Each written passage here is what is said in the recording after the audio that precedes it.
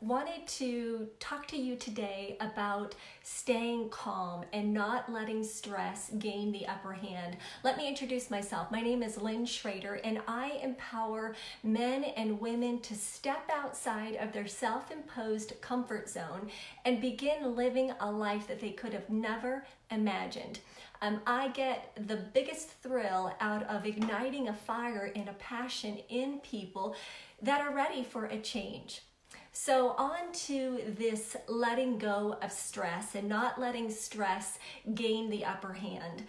This morning I was listening on the radio and there was a small segment about your health, and the topic was whether or not it was just as effective to check your blood pressure at home as it was going into the doctor's office. And just sort of the cliff notes was that yes, it is very effective to check your blood pressure at home, because then many people, when they go to the doctor, their blood pressure rises and they get stressed out, which makes their blood pressure go up. So it's very it's suggested that they check it at home.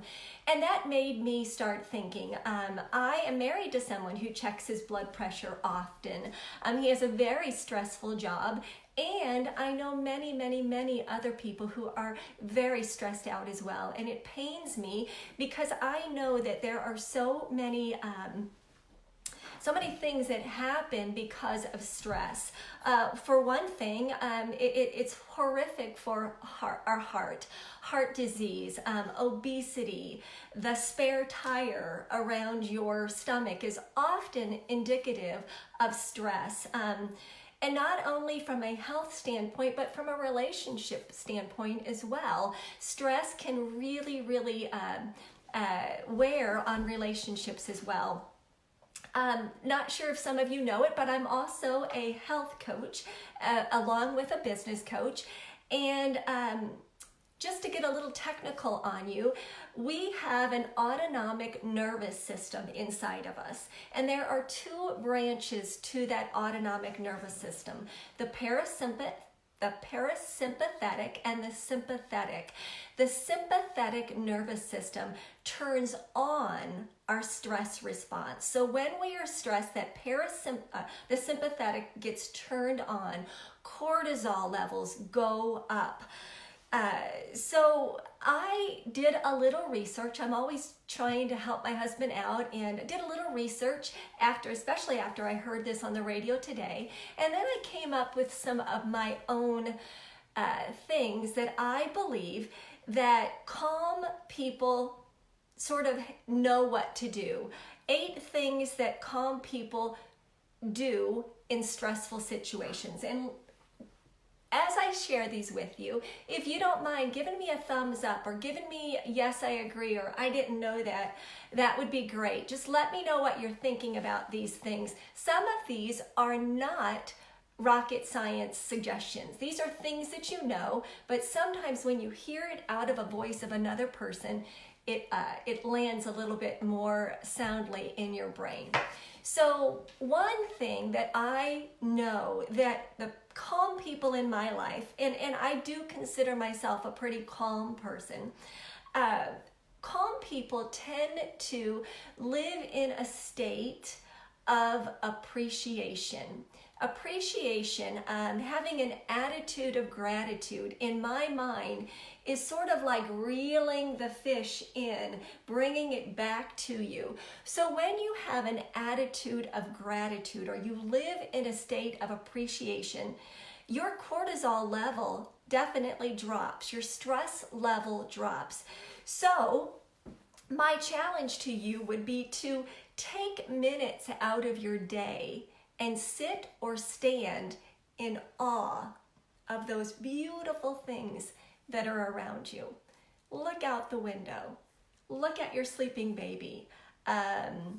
Think of something in your life that's been wonderful. Get content. Reach for the joy. Be delighted in things. Know that you belong. Appreciate little things. Get into a state of appreciation. This shouldn't come as no surprise to you, because I'm sure you've heard about it, But quite often people have gratitude journals. In fact, starting November, it's not uncommon for people to begin journaling the whole month of November, that month of Thanksgiving, what they are thankful for, what they appreciate, what they are grateful for. So calm people tend to live in a state of appreciation. The second thing that calm people do, they avoid the sky is falling mentality. They avoid any thought or any thinking like that. They know when they go that way, when their mind goes that way, that the sky is falling, that's it, I'm going to get fired, my job is over, whatever. They know that that gets them nowhere, and they know that it's not true. They avoid using words like never, always, everyone, no one. Those are exaggerated words that do not help them at all. Calm people avoid the sky is falling. I get a picture of someone who does believe that the sky is falling. Those cartoons from long ago when you see the feet of the cartoon character moving, but they're not going anywhere. That's what happens when we get stressed out. We're thinking we're moving, but we are stuck. Kind of like in quicksand, if you will. So calm people avoid the sky is falling mentality. Number 3, calm people often find the bright side. They are ready to make lemonade out of the lemons in their life. They recognize when things are going downhill that there's always a bright side. One thing that I do with my kids, I have 2 21-year-olds and an 18-year-old, and we have a family text. And every night I text my kids that are off at college along with my one that's here still at home, and I say, hope you had a great day. What can I pray about for you that's going to happen tomorrow? And by the way, give me one great thing that happened today. And then I say, I'll start. And I write out at least one thing that happened that day that was a bright spot in my day. So calm people find the bright side of their junk. They make lemonade out of their lemons. Number four, calm people tend to put technology away in different times during the day. They know that they're not open 24/7. They have office hours. They know to disconnect from technology.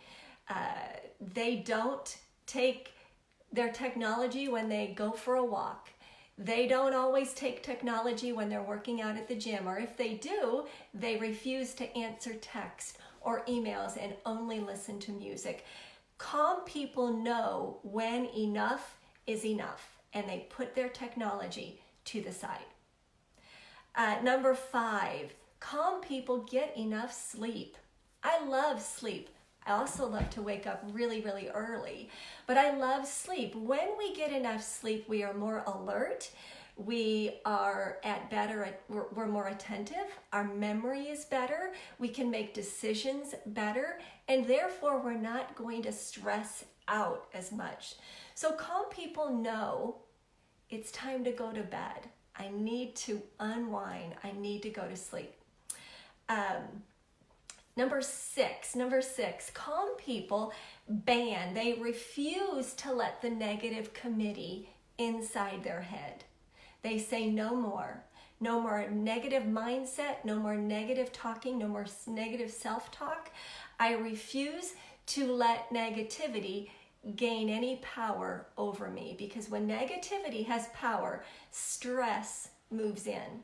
And I want the power, right? You want the power. Number 7, calm people designate a part of their day to get quiet. In this age of technology and immediate gratification and finding the answers after one little search on the computer, we need to slow down our thinking. We need to slow down our body. So calm people have quiet time. They set aside maybe as soon as they wake up, they light a candle, they put soft music on, they put nothing on. Maybe they do no yoga, maybe they just breathe. They don't have their technology next to them, and they get quiet. They get quiet so they can hear, what are you trying to say to me? What can I say to you?